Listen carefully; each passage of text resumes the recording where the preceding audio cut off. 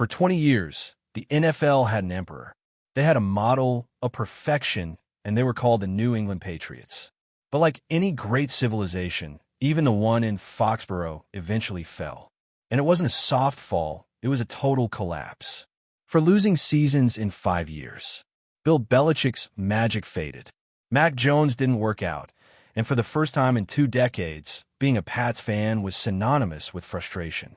It felt hopeless, and we truly understand that. But get ready, because good franchises don't stay down for long.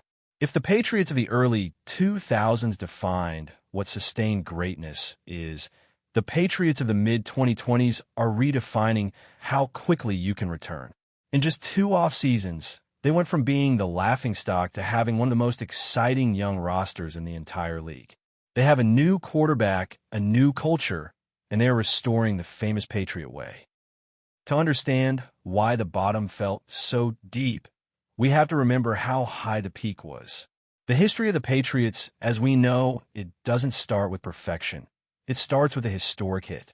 In 2001, Drew Bledsoe was the franchise quarterback, but in a game against the Jets, a devastating hit by M.O. Lewis essentially took him out of the starting spot. A young man from Michigan enters, a 6th-round pick, number 199. His name, Tom Brady. No one saw it coming. That season ended with the first Super Bowl for the franchise, starting a run that was insane. 6 Super Bowl titles in 2 decades. The Patriots didn't just win. They changed the league's mentality. They were the model to follow. Every team measured its success by comparing itself to the Lombardi trophies the Patriots had. They were the machine of consistency. Bill Belichick and his do-your-job philosophy, the discipline, the mystique, that invisible aura that made rivals feel they had already lost before the opening kickoff in Foxborough. An empire that seemed eternal, defined by the duo of Brady and Belichick. But every great story has an expiration date, and in March 2020, the soul of the dynasty left with an announcement. Tom Brady was going to Tampa Bay. The quarterback who won everything left the cold of New England for the son of Florida. And that is where the narrative changed. The big question was always, who deserved more credit? Belichick's strategic genius or Brady's masterful execution?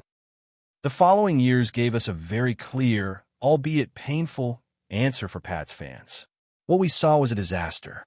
Cam Newton, Mac Jones, Bailey Zapp, one after another tried to fill those shoes, and none came close. The offense stalled.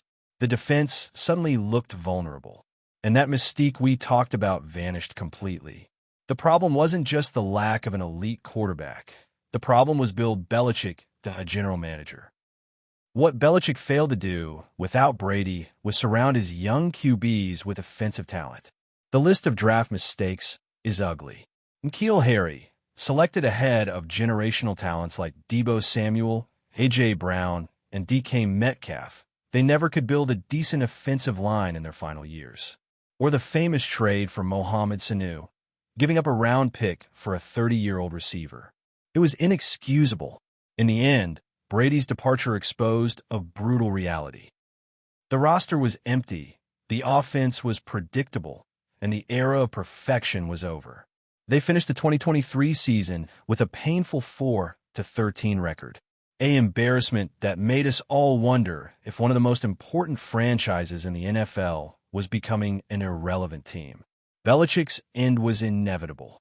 Robert Kraft and Belichick mutually agreed to go their separate ways. 2024 arrives, and the Patriots ship has new captains to try to keep it from sinking. Elliott Wolf as general manager and the internal heir, Jared Mayo, as head coach. There was high expectation that Mayo's energy, a former Patriot, could reignite the flame. They had the 3rd overall draft pick, and we all knew what that meant. The opportunity to find the new face of the franchise. And they did. They chose Drake May, a quarterback from North Carolina, a guy with a rocket arm and a calmness that scouts say is special. Drake May was the hope, the pick that according to analysts was the 2nd or 3rd best quarterback in the class. But here comes the big problem the new front office made. They didn't do a great job surrounding him in that first offseason. The 2024 free agency was super cautious. Yes, They brought in Jacoby Brissett, so May had a veteran ahead of him. And they signed Michael Onwenu for the line, which was good, but there was no one that made you think they were ready to compete. And worst of all, the rest of the 2024 draft was an absolute failure. A failure. Key selections like receivers Jalen Polk and Javon Baker and linebacker Leighton Robinson didn't even last a year on the team. Only Caden Wallace remained for 2025. This tells us something fundamental. They chose the quarterback well, but the team around him remained one of the least talented in the league, and it showed. The 2024 season started, and the attack was non-existent. Hunter Henry led in yards with less than 700. Stevenson didn't reach 800 rushing yards with an average of less than 4 yards per carry, and the offensive line was a nightmare. They started with 10 different offensive line combinations throughout the season. With that disaster in front of him, the idea of playing May, a rookie, was highly risky. A bad system, without protection and without receivers who can separate, can destroy a young quarterback's confidence before he even starts. But what happened? Jacoby Brissett led them to a 1-4 record and only 2 touchdowns in 5 games.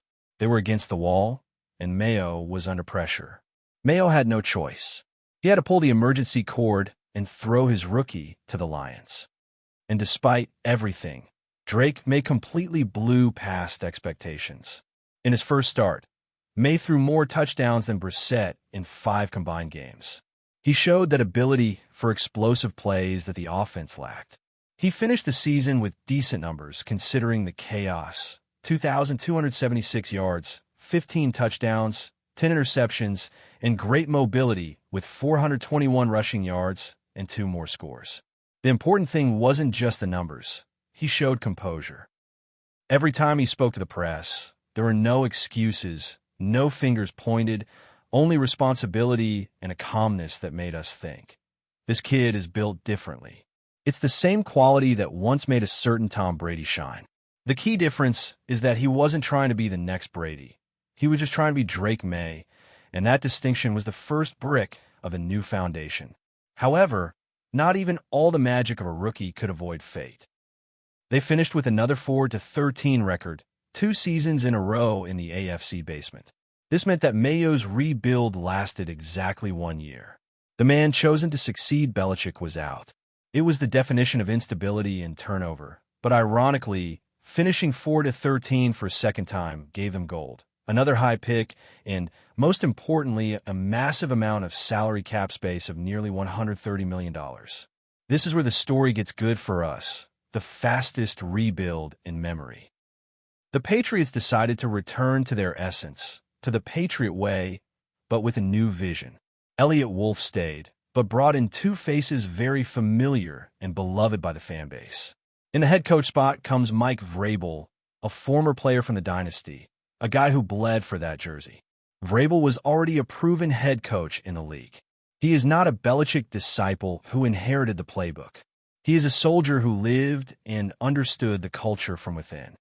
And he is joined by a man who generates both love and hate, Josh McDaniels, returning as offensive coordinator, ready to use his magic with May, just as he did in the past with TV12. Vrabel arrived with a clear message. It's not about trying to be Belichick. It's about being a leader who understands what the locker room needs: clarity, direction, and above all, confidence. And the front office had the perfect tool to execute that vision. Nearly $130 million in salary cap space. This money was the result, ironically, of the caution of 2024. Now they could repopulate a roster that was desert-like, but the key wasn't just to spend, but to spend with surgical precision. And boy, did they do it with precision. Priority number 1, indisputably, was protecting their jewel, Drake May. They understood that the 2024 offensive line was unacceptable. Bringing in people who could compete at least at the league average was fundamental. They signed center Garrett Bradbury and veteran tackle Morgan Moses, 2 pieces that at least gave immediate stability. But the show of authority came in the 2025 draft. With the 4th pick, they selected tackle Will Campbell from LSU. Most importantly, they didn't stop there. They doubled down and in the 3rd round brought in Jarrett Wilson, a versatile offensive lineman. They finally gave May a real protection pocket. But what good is it if you have no one to throw to? Here arrives the boldest signing of the offseason, Stefon Diggs. A 31-year-old receiver, yes, but one of the most reliable of the last decade. The risk was high. He was coming off an injury that affected him, but the potential was immense. We want May to grow, right? The best way to do that is to give him an astute veteran who wins with his football IQ as much as with his physicality. Diggs is that guy. And let's not forget the other offensive pieces. They signed Michael Collins, a receiver without much flash, but with explosive potential and experience. They also invested in the running back position with second-round pick Travion Henderson, who give the offense an explosive ceiling. The offense now had speed, veteran leadership, and most importantly, protection. The rebuild didn't stop at the offense. Vrabel wanted a tough defense that applied pressure and was disciplined. They signed Milton Williams on the defensive line, along with Harold Landry and Kyrie Stonga. Behind them, Robert Spillane, middle linebacker. And in the secondary, they brought in Carlton Davis to form a solid duo with rising star Christian Gonzalez. Suddenly, the empty roster that Belichick left behind was full of talent, depth, and most importantly, a defensive identity that fit perfectly with Vrabel's philosophy. This was no coincidence. It was major surgery done by Elliott Wolf and his team, showing that the front office that was criticized for years was now being studied for its precision. Thus, the Patriots entered the 2025 season with something they hadn't felt in years: real hope. Vrabel as the adult in the room who installed discipline, and May with the table set for a breakout year. The Drake May we saw emerge at the start of 2025 was different. He was the mature version, the confident version. He was no longer a rookie surviving a disaster situation. He was an elite quarterback in progress. He began to show a master combination of efficiency and explosive potential. Vrabel's work and the stability of the offensive line gave him the time to be the quarterback they expected. A third of the way through the season, his numbers speak for themselves. 75.2% completion percentage, more than 1,700 yards, 12 touchdowns, and only 2 interceptions. A tremendous jump in quality. And we can't leave out Stefon Diggs. He showed he still has a lot to give. He gives May a reliable target who can generate yards after the catch, and at the same time is a dangerous deep threat. What he did for Josh Allen, he is replicating with May. He is the offensive catalyst that was missing. The crowning moment, the one that made the whole league stop ignoring New England, was Week 5 against the Buffalo Bills, primetime, with the whole country watching. The Patriots enter their divisional rival stadium, a Super Bowl contender. May puts on a show in the second half. He completes 13 of 14 passes for 184 yards, finishing with an almost perfect passer rating of 158.8. With that performance, they led the Patriots to an upset victory of 23-20. The Patriots were back, and they weren't just back in the conversation. They were beating the division bully in their own house. Those are the games that define the old dynasty, and the defense, of course, doing its part. Harold Landry with important sacks, Milton Williams being a constant threat, and Robert Spillane comfortably leading the team in tackles. It was a disciplined team that supported each other. Vrabel's effort and finish were visible on the field. The team matched its total of 4 wins from the previous season. By Week 6, they had a rookie kicker, Andy Borgales, who was already hitting game winners, including a 52-yarder against those same Bills. There's mystique again. The national press, which had forgotten them, started talking about them again. The city felt that energy it hadn't had since 2019. They are no longer the laughingstock. They are a success story. No one is saying the dynasty is back overnight, but the feeling, the relevance, the pride, that is returning. Drake May is not rebuilding a dynasty. He is just redefining what it means to be a Patriot. For years, they chased the ghost of Brady, trying to clone a formula that only worked once. The answer was never to copy the past. The answer was to evolve. May is a modern quarterback with the old-school mentality, humility, heart, and that unshakable calm. He is not rewriting the old history. He is writing a new one, and with a roster precision that was ridiculed for years. The Patriots have gone from the basement to being one of the biggest threats in the league in less than 2 years. This was the fastest rebuild we have seen in NFL history. Ladies and gentlemen, from irrelevance to relevance, from chaos to culture, from collapse to contender, the New England Patriots are back. Not as the dynasty we knew, but as a legitimate contender with a rising star. The question now is, how far can they go?